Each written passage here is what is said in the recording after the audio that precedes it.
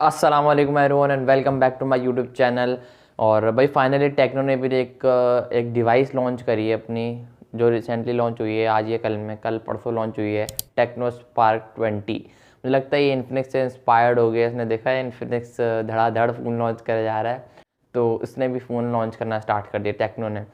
इसी महीने phone launch किया टेक्नो स्पार्क 20। इसी महीने क्या बल्कि इसी हफ्ते भी नहीं होगा, परसों ही लॉन्च किया, कल या परसों। मैं वीडियो थोड़ी लेट डाल रहा हूँ।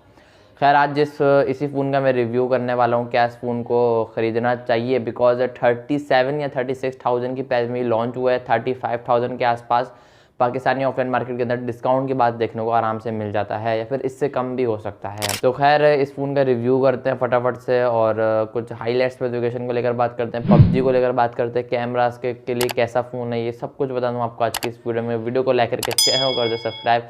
हम बढ़ते हैं वीडियो की तरफ। को डिज़ाइन की बात कर करके मैं थक गया हूँ। हर कंपनी भाई सेम डिज़ाइन के साथ फ़ोन लॉन्च करे यार, मैं क्या बात करूँ यार।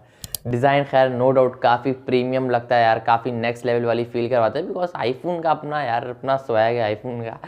बैक प्लास्टिक का है, फ्रेम भी प्लास्टिक का है, और अच्छा डिज़ाइन है। टेक्सचर काफ़ी अच्छा है, पीछे लाइनें भी हैं, कुछ टेक्सचर अच्छा है, मतलब टाइप है।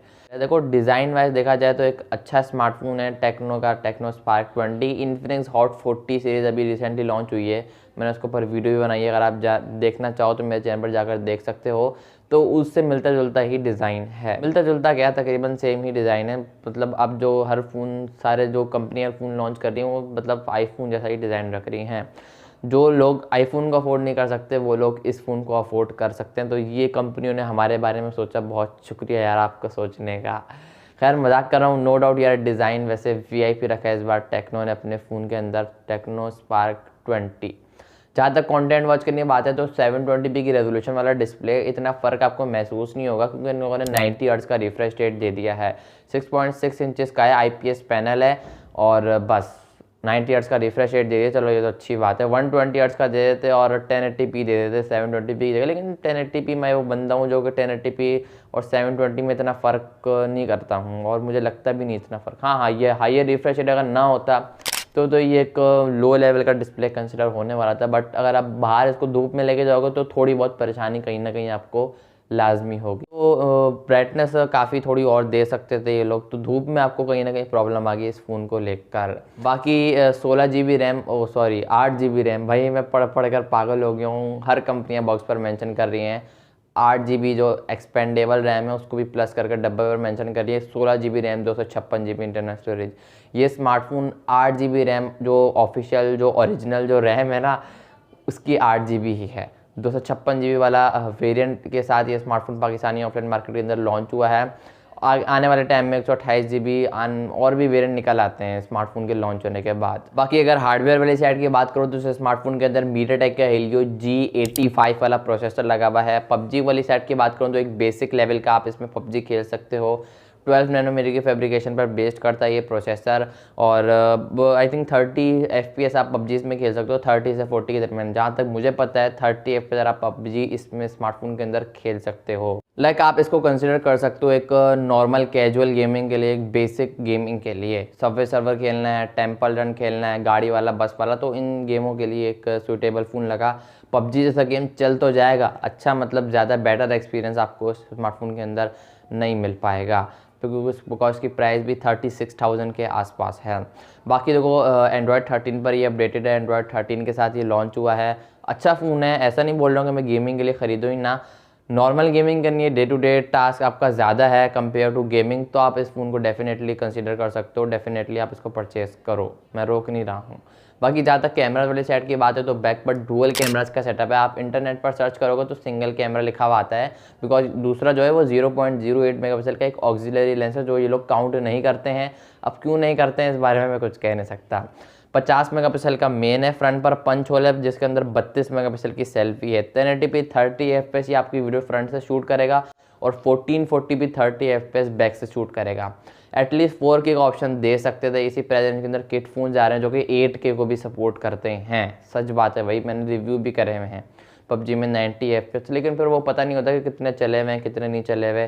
तो इन चीज़ों का आपने अपने माइंड में रख के परचेस करना। देखो बॉक्स पैक फ़ोन की अपनी खूबियाँ खामी हैं, किट फ़ोन्स की अपनी खूबियाँ खामी हैं। देखो हर चीज़ के फ़ायदे नुकसान तो होते हैं। बाकी जहाँ तक कैमराज़ वाली साइड की बात है तो एक आप अच्छे कैमराज़ के लिए कंसिडर कर सकते हो, बहुत अच्छे कैमराज़ के लिए नहीं। 4K का ऑप्शन दे देते, OIS का मिनिमम ऑप्शन दे देते, स्टेबलाइजेशन डालते तो ये अच्छी बात होती। बाकी एक मिड रेंज डिवाइस ये कंसिडर की जा सकती है अभी के टाइम पर कैमरा वाले साइड के लिए। हाँ, प्राइस अगर कम हो जाए इसकी तो फिर एक अच्छे लेवल की डिवाइस कंसिडर की जा सकती है, क्योंकि स्पेसिफिकेशन, परफॉर्मेंस, क्वालिटी प्राइस से पता लगाई जाती है। अगर इसकी प्राइस 1 लाख हो जाए ना तो ये घटिया फ़ोन रिकमेंड होगा। अगर इसकी प्राइस अभी 20,000 हो जाए तो सभी परचेस करेंगे भाई। 20,000 में टेक्नो स्पार्क 20 MediaTek के लिए G85 प्रोसेसर, 1440p 30 FPS। और अगर 1 लाख हो जाए अभी MediaTek के लिए G85 1 लाख रुपए में, तो प्राइस से अंदाज़ा लगाया जा सकता है क्या, अंदाज़ा लगाया जाता है कि स्मार्टफोन कैसा है। बाकी अच्छा फ़ोन है, मैं ये नहीं बोल रहा हूँ बुरा फ़ोन है। 18 वाट की नॉर्मल चार्जिंग इसमें देखने को फास्ट चार्जिंग कहलाएगी, क्योंकि 15 वाट की नॉर्मल चार्जिंग कहलाती है, लेकिन अब 18 वाट भी नॉर्मल चार्जिंग कहलाने लगी है, बिकॉज 33 वाट इस प्राइस रेंज के अंदर हर कंपनियाँ दे रही हैं। तो देखो 4K दे देते ये लोग, स्टेबलाइजेशन का ऑप्शन दे देते, 720p की रेजोल्यूशन की जगह 1080p दे देते, और 120 हर्ट्ज़ का रिफ्रेश रेट ना देते, भले ही चलो 90 हर्ट्ज़ का दे दी, ये अच्छा काम किया है उन्होंने। स्पेसिफिकेशन वाइज देखा जाए तो नो डाउट बेहतरीन फ़ोन लगा मुझे, अपनी प्राइस रेंज के हिसाब से एक बेहतरीन भाई टेक्नो ने एक फ़ोन लॉन्च कर दिया, यही बड़ी बात है हमारे लिए। और अभी रिसेंटली प्राइसेस काफ़ी डाउन आ रही हैं, वरना तो ये फ़ोन 50-50, 60-60 हज़ार के मिल रहे थे। तो बाकी इस फ़ोन को आप डेफिनेटली कंसिडर कर सकते हो एक बेहतरीन अच्छे फ़ोन के लिए। नॉर्मल गेमिंग करनी है, browsing, calling, messaging, day to day task आपका ज़्यादा है, तो इस फ़ोन को आप डेफिनेटली कंसिडर कर सकते हो। PUBG वाली सेट की बात करूँ तो आप खेल सकते हो, ऐसा नहीं खेलोगा, फ्री फायर PUBG खेलो ही नहीं इसमें तो चलेगा। मतलब normal day to day task अच्छे से मान लेगा ये, बिकॉज एक्सपेंडेबल रैम भी 8 GB वर्चुअल रैम है, 16 GB बन जाती है भाई मिलकर। तो मैं सोच रहा हूँ मेरे PC में इतनी नहीं है, 16 GB मोबाइल में कितनी फास्ट होगी। खैर आई होप कि आपको आज की वीडियो पसंद आई होगी। देख सकते हो इस फ़ोन की तरफ, अगर आपका एक अच्छा बजट है, अच्छे फ़ोन की तरफ जाना चाहते हो। आई होप कि आपको वीडियो पसंद आएगी, तो लाइक शेयर सब्सक्राइब कर देना, सब्सक्राइब लाजमी कर देना, बेल आइकन को प्रेस करना था कि जैसे ही कोई नई वीडियो है उसको नोटिफिकेशन सबसे पहले आप तक पहुँच जाए। मैं मिलूंगा आप लोग नेक्स्ट वीडियो में किसी और फ़ोन के रिव्यू के साथ, तब तक के लिए अल्लाह हाफिज़।